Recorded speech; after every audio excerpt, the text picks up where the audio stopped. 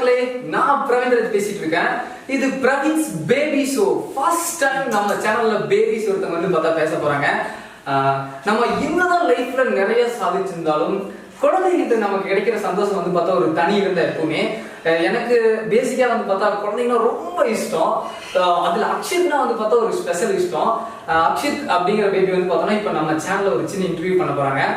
அது மட்டும் இல்லாமல் அக்ஷித் வேற பர்த்டே. நான் வேற நேற்று கேக் வெட்டுற செலிப்ரேஷன் வேற மிஸ் பண்ணிட்டேன். ஸோ அதுக்கு வந்து ஏதோ ஒரு மேட்ச் பண்ணணும்ல, அதனாலதான் வந்து பார்த்தா அவரோட ஒரு சின்ன இன்டர்வியூ பண்ணிடலாம்.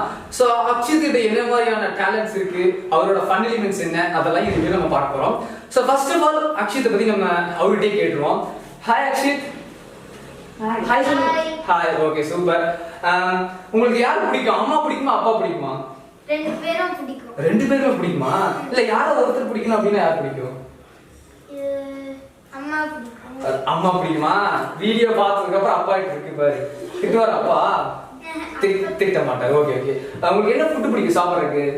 எனக்கு சாப்பிடுறதுக்கு பிரியாணி. பிரியாணி பிடிக்குமா? எப்ப பிரியாணி சாப்பிட்டீங்க லாஸ்டா? பெங்களூர்ல. உங்களுக்கு டிராவல் பண்ணீங்களா நீங்க? ரொம்ப கண்ட்ரி டிராவல் பண்ணிருக்கீங்களா? எங்கெல்லாம் போயிருக்கீங்க? நான் லண்டன் போயிருக்கேன், சுவிட்சர்லாந்து போயிருக்கேன், சவுத் ஆப்பிரிக்கா போயிருக்கேன், ஜெர்மனி போயிருக்கேன். ஓகே. மலேசியா போயிருக்கேன். ஓ ஃபைன். சோ நிறைய இடம் வந்து பார்த்தா இப்போ நீங்க எக்ஸ்ப்ளோர் பண்ணிட்டீங்க சரியா? சோ நீங்க பெருசா வளரும்போது இந்த வீடியோ பாத்தீங்கன்னா உங்களுக்கு மேபி அப்போ ஃபன்னியா இருக்கலாம், இல்ல நீங்க ரொம்ப ஹாப்பியாவும் இருக்கலாம் சரிங்களா? இப்போதைக்கு இந்த வீடியோ மேபி உங்களுக்கு என்னன்னு புரியாது சரிங்களா? சோ இந்த வீடியோல வந்து பாத்தீங்கன்னா அக்ஷித்தை பத்தி நம்ம பேசணும்னு சொல்லியிருந்தோம். அக்ஷித் அப்படின்னு வரும்போது நமக்கு பிடிச்சது ஃபர்ஸ்ட் வந்து பாத்தீங்கன்னா அவரோட டிம்பிள் தான். அவனை பார்த்துட்டே இருக்கணும்னு தோணும். பார்த்துட்டே இருக்கிறத விட அவன் சிரிக்கிறது வந்து பார்த்தா ரொம்ப பிடிக்கும். பேசிக்கா சொல்லணும்னா டிம்பிளை வச்சு நம்ம ஒரு எபிசோடே பண்ணிடலாம். பாருங்க நீங்களே எவ்வளவு வந்து பார்த்தா ட்ரை பண்ணிட்டு இருக்கான் டிம்பிள் பத்தி சொல்லலாம் அப்படின்னு. நம்ம அக்ஷித் பேபி நிறைய வந்து பார்த்தோம்னா கடி ஜோக் சொல்றேன்னு சொல்லிட்டு இருக்காரு. சோ ஃபர்ஸ்ட் நம்ம அதை என்னன்னு கேட்டுருவோம். அக்ஷித் எங்களுக்கான கடி ஜோக் சொல்லுங்க. இதொன்னு ரைஸும் ஃப்ரைட் ரைஸும் மேல இருந்து ஒண்ணா கீழே போடுறாங்க. ஆனா ஃப்ரைட் ரைஸ் மட்டும் சீக்கிரமா கீழே விழுந்துருச்சு. ஏன் அது வெயிட்டா இருக்கா? வெயிட் இல்ல. அப்புறம் என்ன? ஏன்னா fried rice fast food.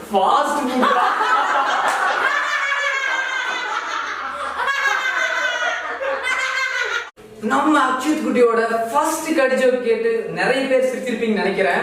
So உங்க மனசை கல்லாக்கிட்டு அடுத்த கடி ஜோக் கேட்க ரெடி ஆயிங்க. அக்ஷித் சொல்லுங்க, அடுத்த கடி ஜோக் என்ன? பிரஷர் குக்கர்ல அரிசி வச்சிருந்தாங்க, ஆனா வேகவும் இல்ல விசிலும் வரல. ஏன்? அடுப்பு ஆன் இல்லையா? அடுப்பு ஆன் இருந்துச்சு. தண்ணி ஊத்திட்டாங்களா? இல்ல தண்ணியும் ஊத்திருச்சு. அச்சோ என்ன ஆன்சரா இருக்குன்னு தெரியலையே. நீங்களே சொல்லிடுறீங்களா? அதுல பிரஷர் மாத்திரை போட்டிருந்தாங்க.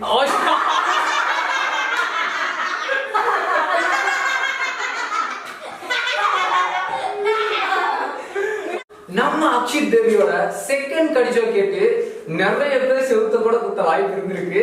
இதெல்லாம் தாண்டி தேர்ட் கடி ஜோக் சொல்ல ரெடியா இருக்கு. நம்ம கேட்டுருவோம். தாங்க சொல்லுங்க, தேர்ட் கடி ஜோக் என்ன? 3 யானை ஸ்கூலுக்கு போச்சு. சரி. 2 யானை கிளாஸ் போச்சு, ஆனா 1 யானை போகல. ஏன்? லேட்டா போயிடுச்சா ஸ்கூலுக்கு? போகல. அச்சோ யானை ஸ்கூலு என்ன தெரியல. சரி நீங்களே சொல்லுங்க என்னவா இருக்கும்?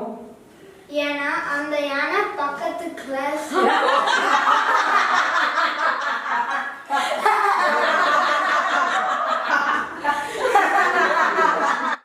சோ நம்ம அக்ஷித் குட்டி பேசுறது வந்து பார்த்தா நீங்க நல்லா கேட்டிருக்கீங்க. ஜோக்ஸை விட அந்த குழந்தை எப்படி பேசுது அப்படிங்கறத வந்து பார்த்தா எல்லாம் ரசிச்சிருப்பீங்க. சோ என்னோட லைஃப்ல ஒரு பிக்கஸ்ட் மூமெண்ட் இருக்கு குழந்தைகிட்ட நடந்தது. அதாவது குழந்தை எப்பவுமே வந்து பார்த்தோம்னா சாக்லேட் கொடுத்தா வந்து பார்த்தோம்னா பேசாம இருந்துப்பாங்க. அப்படிதான் ஒரு 2 வயசு குழந்தைக்கு சாக்லேட் கொடுத்தேன். அப்போ அந்த குழந்தை அழுட்டு இருக்குன்னு சொல்லி போன்ல வந்து பார்த்தோம்னா வாயை லைட்டா ஓப்பன் பண்ண மாதிரி ஒரு குழந்தை போட்டோ இருந்துச்சு. அதை காமிச்சிட்டு இருந்தேன். அந்த சாக்லேட் வாங்கி சாப்பிட ஆரம்பிச்சுமே அந்த குழந்தை அந்த போன்ல இருக்கிற அந்த குழந்தைக்கு ஊட்டுச்சு. ஸோ அந்த மூமெண்ட் வந்து பார்த்தோம்னா ஒரு குழந்தைகளோட குணம் வந்து பார்த்தா எப்படி இருக்குன்னு நமக்கு தெரிஞ்சுது. ஸோ அதனாலதான் வந்து பார்த்தோம்னா இப்போ குழந்தைகள் ஒரு விஷயத்தை எடுத்தாங்கன்னா ஃபர்ஸ்ட்ல இருந்து லாஸ்ட் வரைக்கும் இன்ட்ரெஸ்டிங்காவே இருப்பாங்க. அதே மாதிரி வந்து பார்த்தோம்னா அந்த கியூரியாசிட்டி அப்படிங்கிறது வந்து பார்த்தோம்னா குறையவே கிடையாது.